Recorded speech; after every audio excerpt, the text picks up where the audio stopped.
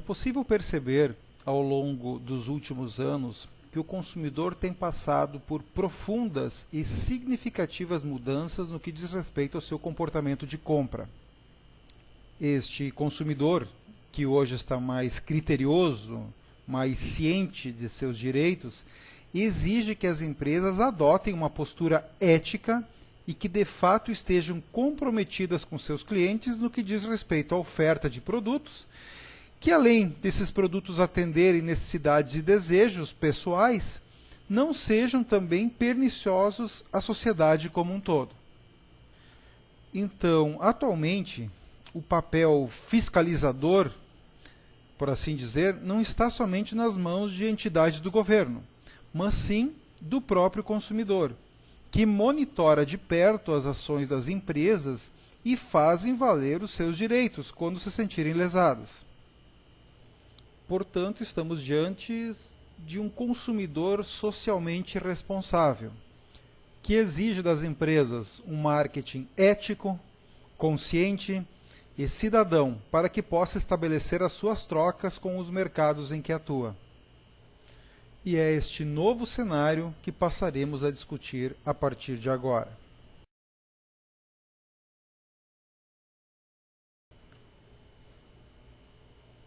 Iniciemos nossas reflexões a partir da citação de um autor, que nos diz que quanto mais o consumo nos invade, mais nos cria dependências, mas também aumenta as nossas potencialidades.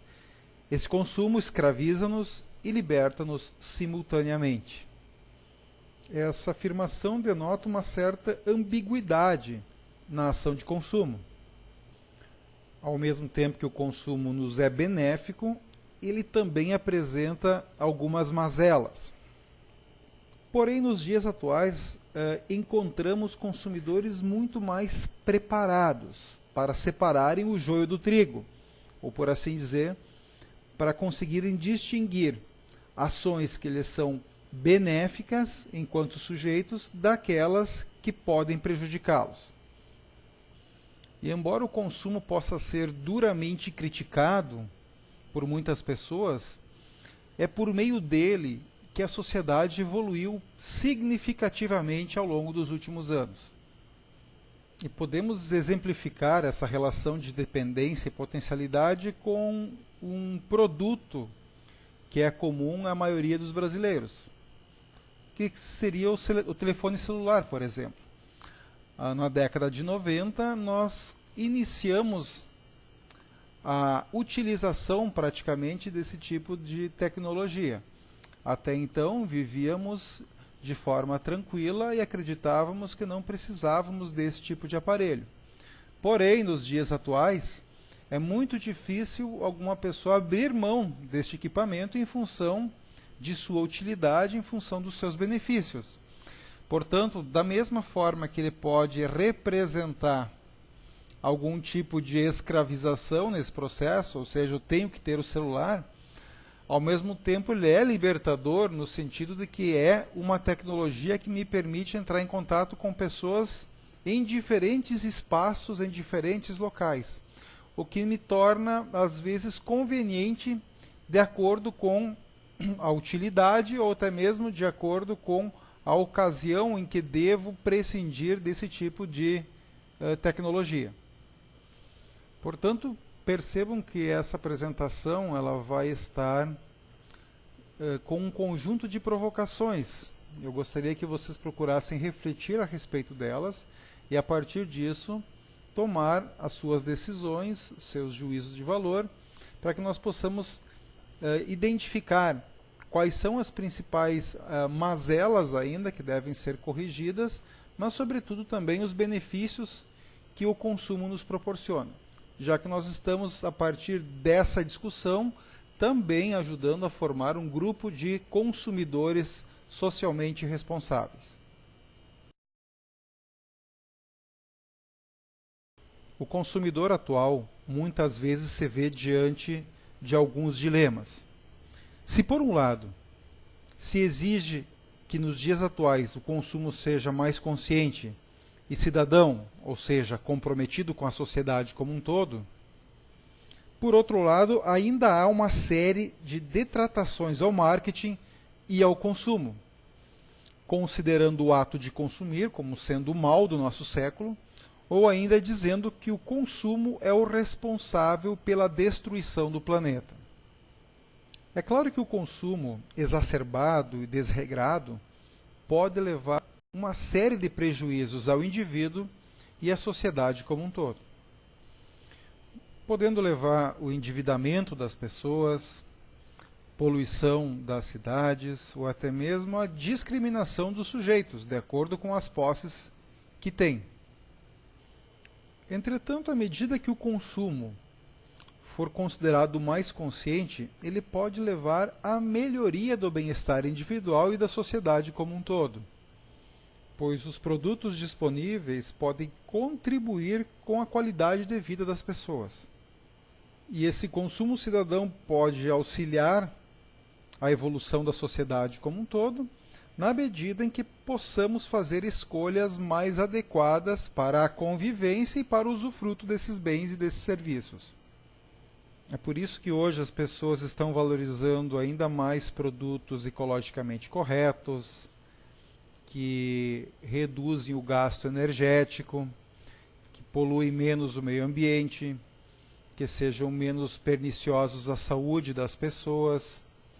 E os consumidores estão dando cada vez mais valor à postura correta das organizações e, sobretudo, à ética por ela utilizada para a condução dos seus negócios. E é um pouco sobre ética que vamos conversar a partir de agora.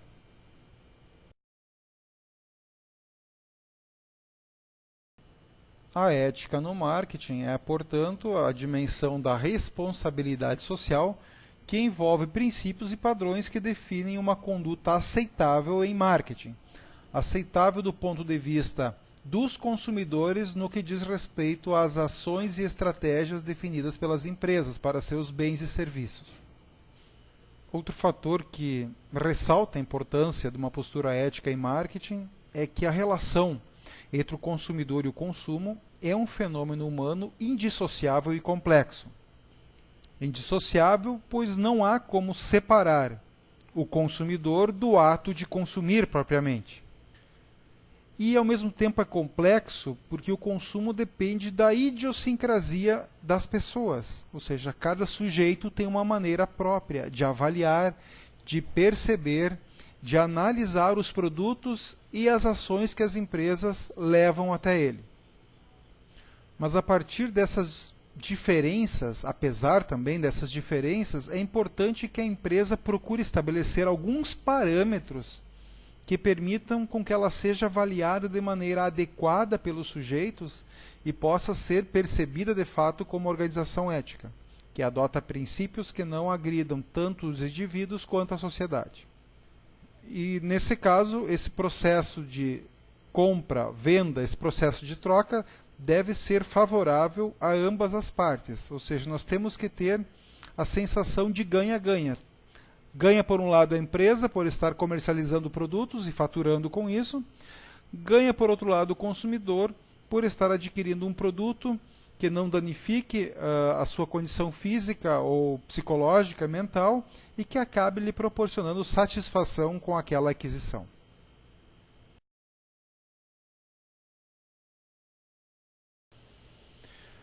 Prosseguindo nossas reflexões sobre a ética, levamos em conta que neste mundo de transações, de trocas de bens e serviços, também nós enfrentamos problemas com fraudes, manipulações de informação, oferta de produtos de baixa qualidade ou defeituosos, produtos inócuos, ou seja, que não favorecem, que não proporcionam benefício algum, e ainda encontramos produtos que podem denegrir a imagem do sujeito ou até mesmo prejudicar a pessoa fisicamente.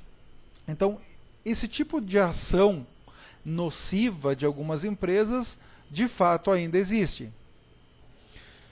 Entretanto, nos dias atuais, nós temos encontrado essa mudança de consciência nas pessoas. E essas pessoas estão exigindo das empresas um comportamento moral e ético mais intenso em todas as suas atividades junto ao mercado de consumo ou até mesmo nas suas relações internas entre líderes e liderados, colaboradores e seus chefes, enfim. E este comportamento ético que está no âmbito do consumo, ele também perpassa as demais relações da sociedade, envolvendo as atividades profissionais, mas também, principalmente, o reconhecimento de que a ética é fundamental para o processo político, aonde nós estamos exigindo muitas vezes, cobrando muito mais dos nossos agentes políticos, e em especial os comportamentos e desvios éticos estão finalmente sendo punidos. Então, quando as atividades de marketing de uma empresa se desviam do que pode ser considerado um padrão aceitável, as trocas, as transações entre clientes e essa empresa podem se romper. Isso pode gerar insatisfação das pessoas que compram os produtos, o que é pior, falta de confiança naquela marca ou naquela empresa e, em última instância, até mesmo ações indenizatórias na justiça. Então, esta exigência de um comportamento mais ético por parte das empresas, basicamente foi a gênese do que nós chamamos de movimento consumerista, que vamos tratar a partir de agora. Antes de mais nada, é importante salientar que consumerismo não tem nenhuma relação com consumismo. O consumerismo é um movimento que foi composto por uma enorme variedade de pessoas, de empresas, de organizações, com o propósito de proteger e educar o consumidor. Já o consumismo é uma doença relacionada com o consumo, que nós vamos tratar disso mais adiante. As principais forças do movimento consumerista são os defensores dos consumidores individuais, onde há pessoas especializadas em orientar consumidores que se sentirem lesados, inclusive ramos do direito hoje que atendem especificamente o direito do consumidor. Há ainda organizações, ONGs e grupos de interesse que monitoram as ações das empresas no sentido de exigir comportamento ético e responsável. Há ainda campanhas de educação do consumidor, estimulando as pessoas a buscarem seus direitos e fazerem valer as suas opiniões e seus anseios. Mas, principalmente, hoje nós temos leis que protegem o consumidor dos abusos de algumas empresas e permitem com que cada indivíduo possa ir até a justiça se a pessoa se sentir lesada por alguma compra, por algum produto, e exigir uma reparação mediante essa prática perniciosa.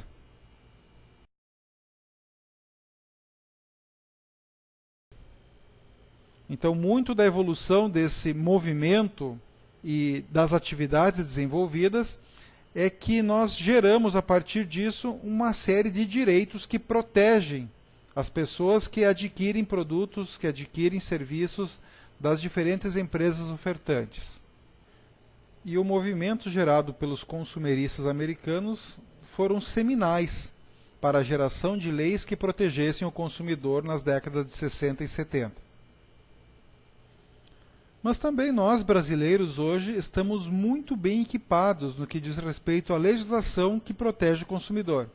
Nós temos o Código de Defesa do Consumidor Brasileiro, que remete à década de 90 e que hoje regula as transações entre empresas, entre consumidores e estabelece muitas vezes as cartas de direitos e os elementos de proteção aos sujeitos que efetuam compras e transações com empresas. Inclusive, é importante salientar que, em termos legislativos, nós estamos entre as nações mais avançadas do planeta no que diz respeito à proteção do consumidor. Diante disso, surgiram os órgãos de proteção ao consumidor, que nós conhecemos como PROCONs, que se constituem na base da pirâmide dessa rede de defesa e proteção aos indivíduos, aos consumidores. E tem a função de prestar atendimento à população em geral, seja na orientação aos aspectos de consumo, mas também recebendo reclamações e determinando também o levantamento e apuração de fraudes e abusos por parte das empresas ou ainda dos danos gerados por alguns produtos.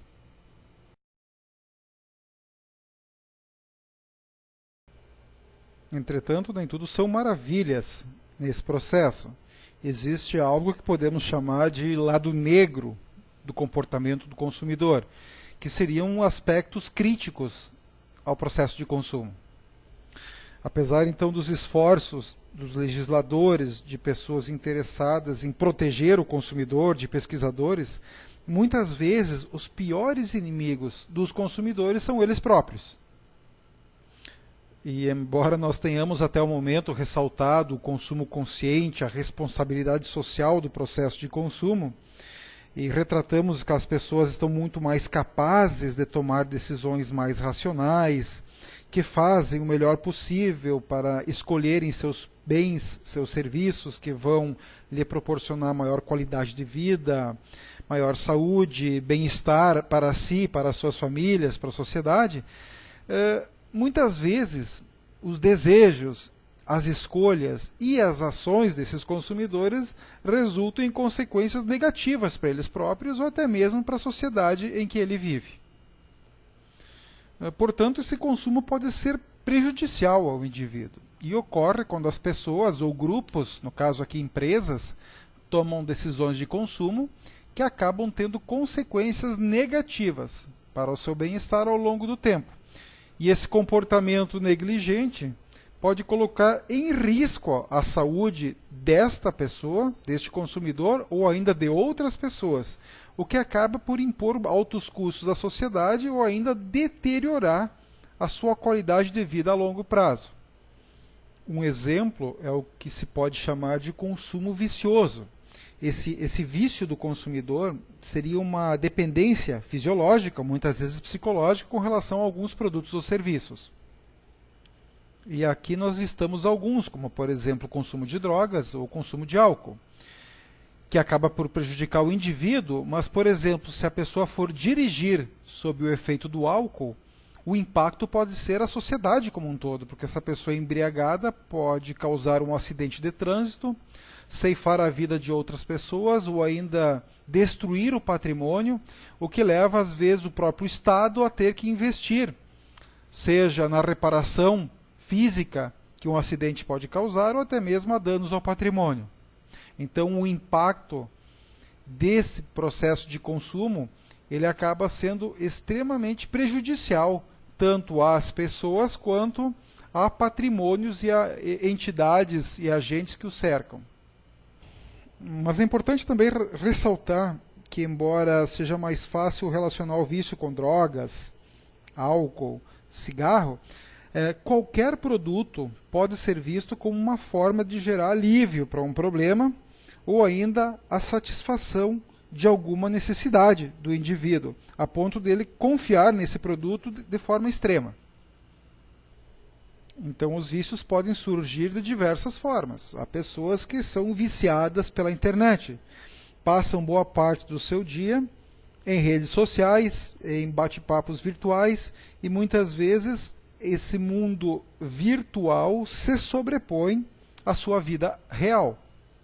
Existe ainda o consumo exacerbado de algumas categorias de produto como uma forma de melhorar a autoestima ou bem-estar de uma pessoa. Um exemplo é uma pesquisa que fizemos recentemente sobre o consumo de sapatos, onde algumas mulheres declararam possuir mais de 100 pares.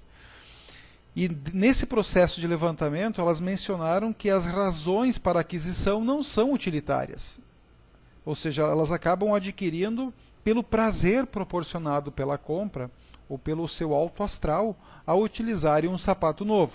Então elas acabam consumindo compulsivamente esses produtos como uma forma de reparação ou de satisfação momentânea a partir daquela compra. Outros exemplos, então, que temos citado neste slide, jogar lixo nas estradas. O sujeito está dirigindo o seu veículo, tomando refrigerante, e ao encerrar esse processo, ao invés de guardar a lata, ele joga pela janela. Existe ainda um outro exemplo que seria a poluição do meio ambiente, pode ser gerado pelo próprio sujeito, por exemplo, ao despejar o óleo de cozinha diretamente na pia, ou descartar pilhas e resíduos eletrônicos diretamente no meio ambiente. poderia se gerar a partir da venda de produtos perigosos, produtos não devidamente testados ou ainda medicamentos falsos, por exemplo, que poderão causar danos à saúde das pessoas. Ou ainda o consumidor industrial, por exemplo, ter processos danosos de produção, onde, por exemplo, uma indústria que usa um método de pintura acaba descartando os resíduos de tinta diretamente num riacho próximo à indústria, o que acaba prejudicando toda a sociedade que está em torno daquele espaço. E ainda há pessoas que incorrem em atividades ilegais, como, por exemplo, o roubo, ou seja, pelo afã de possuir alguns produtos, eles não se importam, não medem consequências e acabam subtraindo objetos de outras pessoas para que eles possam ter posse desses produtos, já que não têm condições financeiras muitas vezes de adquiri-lo. Esses exemplos evidenciam que há aspectos que precisam ser muito bem avaliados em atividade de consumo, haja visto que eles podem ser prejudiciais a outras pessoas também.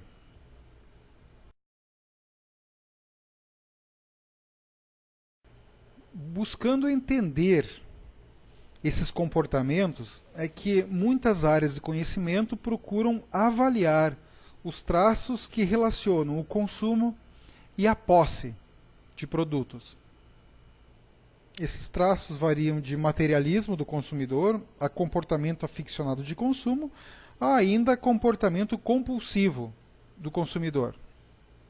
O materialismo é um traço de personalidade onde as pessoas consideram as posses essenciais para a formação de sua identidade. Essas pessoas valorizam especialmente a compra e a demonstração aos outros de suas posses. Elas são bastante egoístas, buscam estilos de vida cheios, permeados por essas posses, ou seja, elas desejam ter muitas coisas em vez de um estilo de vida mais simples. E de acordo com essa forte natureza de status que ela tem, ela estima que alguns produtos vão atender essas suas necessidades. Produtos esses que podem ser carros importados, joias, roupas, bolsas de marcas famosas e toda sorte de produtos que elevam a sua condição social. No ponto intermediário entre esse materialismo e a compulsão ou ainda o vício de consumo, se situa o aficionado em comprar ou possuir. Tanto o materialismo que citamos há pouco, quanto o comportamento aficionado de compra, ambos se encontram no limite do que nós podemos considerar um comportamento normal e socialmente aceito. Esses aficionados, eles não fazem segredo de seus objetos de compra e frequentemente gostam de exibi-los aos outros, ou ainda partilhar as suas experiências de compra com os demais. Esses consumidores aficionados geralmente possuem algumas características em comum.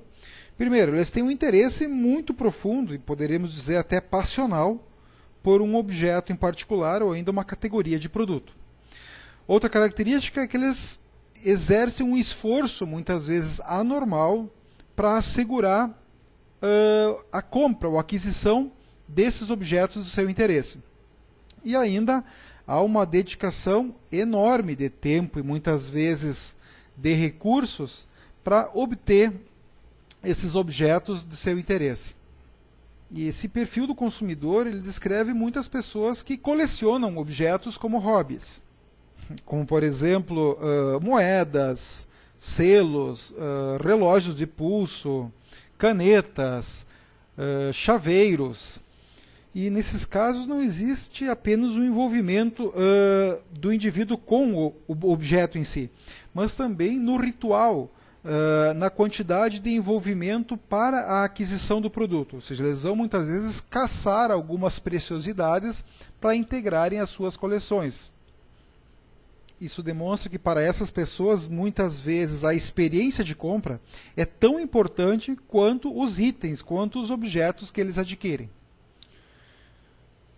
Já o comportamento compulsivo de compra, ao contrário destes anteriores, ele é considerado um comportamento anormal, ou seja, um vício. Nesse traço de comportamento, a pessoa compra coisas que talvez nunca vai utilizar, porque ela já possui esse objeto em quantidade suficiente, ou ainda há pessoas que compram mesmo não podendo pagar, simplesmente para experimentar a experiência de obter o objeto. A compra compulsiva, então, é uma tendência crônica a comprar muito além do que nossas necessidades e recursos determinam. E esse processo pode, de fato, causar vários danos ao consumidor. Agora nós vamos assistir um pequeno trecho de um filme chamado Delírios de Consumo e que ilustra de uma forma bem divertida este comportamento compulsivo de compra. Eu gosto de fazer compras. Será que tem alguma coisa de errado nisso? Porque as lojas existem para você aproveitar. A experiência é prazerosa. Bom, mais do que prazerosa. É linda. O toque da seda em volta de um manequim. O cheiro de sapato italiano de couro. Sapatos italianos de couro são os melhores. A emoção quando você passa o seu cartão e ele é aprovado e tudo agora é seu. Tudo bem, Rebeca. Obrigada por ser O prazer que você sente quando compra alguma coisa é só você e as compras. Você e as compras. Você só precisa entregar um cartãozinho. É isso. Joyce, controle-se. Não é a melhor sensação do mundo? Não dá vontade de gritar no alto de uma montanha? Com toda certeza. Você se sente tão... Ela tem razão. Confiante e tão viva.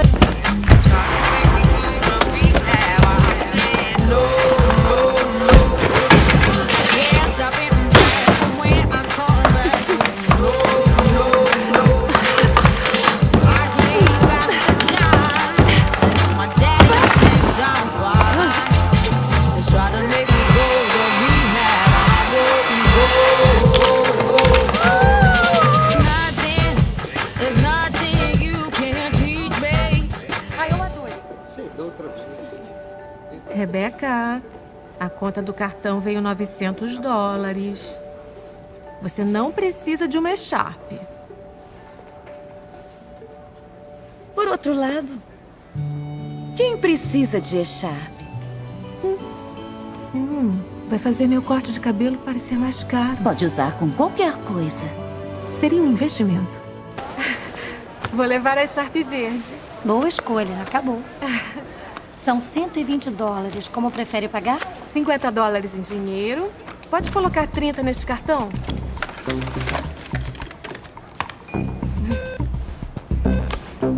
$10 neste. 20 neste. É tão bonito. Recusado. É?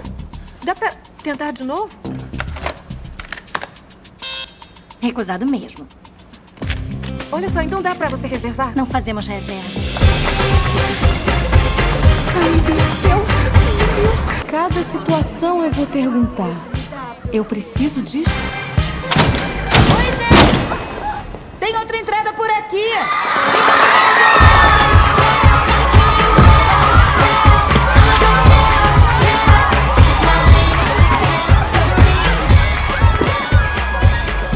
Eu preciso dessas luvas de cachemir porque é inverno e eu tenho mãos. Então é só isso. Eu vou comprar isso, só isso. E eu vou embora. Forte e decidida.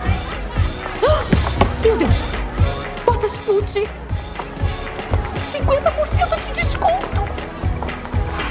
Eu preciso disso. Eu preciso disso. Eu preciso disso. Não. Me desculpe, mas é que eu vi primeiro. Eu sei, mas você devolveu. Não, eu sei disso, mas eu vi primeiro, então sou eu que vou levar. Só que você tirou as mãos dela. Me dá a bota ou você morre. Olha, eu não sou uma Burberry. Esse é o Tony mais velho que eu conheço. Me dá essa bota. Eu passei a manhã inteira na fila por causa dela.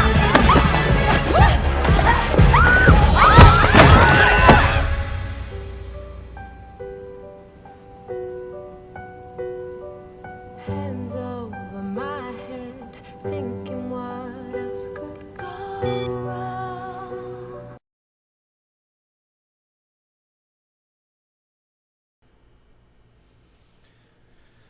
Vamos falar agora um pouco a respeito do consumo compulsivo.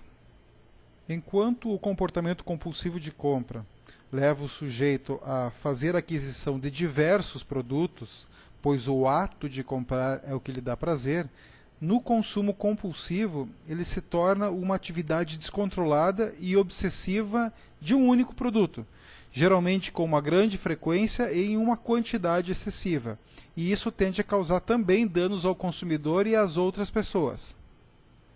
Vocês devem ter percebido que a ilustração que este slide traz é de um personagem de desenho animado do filme A Era do Gelo. Ele é chamado de Scratch e é um esquilo que persegue de forma obsessiva uma noz.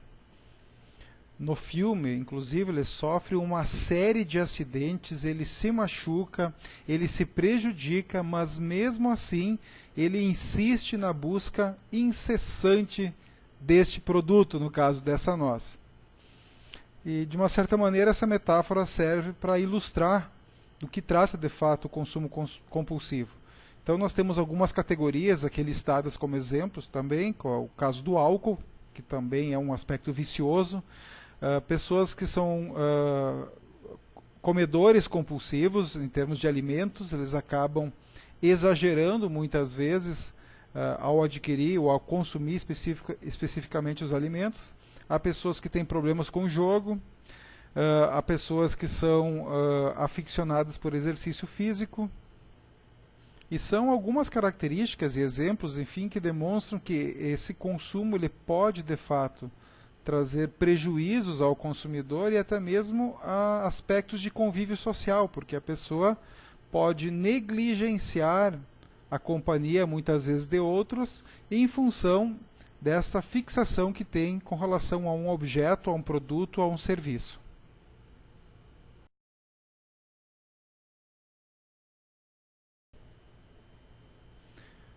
Mas gostaria, antes de encerrarmos nossa exposição, de lembrar a todos vocês que é importante distinguir os termos que nós utilizamos com maior frequência ao longo da apresentação. O consumo é um ato que atende às necessidades do sujeito, do consumidor.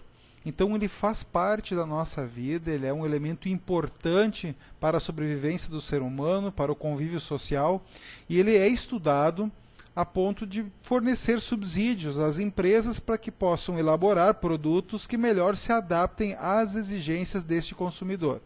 Então nós vamos atender às nossas necessidades muitas vezes por meio de alguns produtos que são ofertados no mercado. Já o consumerismo é aquela parte da teoria do comportamento que diz respeito aos esforços no sentido da proteção e educação do consumidor para o consumo. Então é a busca do exercício cidadão dessa prática. Já o consumismo, este sim é uma doença. Nesse caso, o consumo ele é danoso ao sujeito e ele é descontrolado. Portanto, nós temos que ter muito cuidado ao utilizarmos a palavra consumismo. O fato de nós adquirirmos produtos, muitas vezes, sem que tenhamos maiores necessidades, porém, a decisão de compra ela foi consciente, eu tomei com base nos meus julgamentos, nas minhas posses, isso não necessariamente é consumismo, porque eu estou adquirindo sob força da minha vontade. E no caso, o consumismo ele tende a ser irracional em algumas situações, pois eu não consigo controlar esse impulso de compra. Então, eu só queria chamar a atenção ao final que a terminologia consumismo ela é utilizada muitas vezes de forma equivocada, pois quando tratamos desse termo consumismo, estamos tratando de uma doença. Pessoas que não conseguem frear esse impulso de compra e por isso são consideradas e rotuladas como consumistas.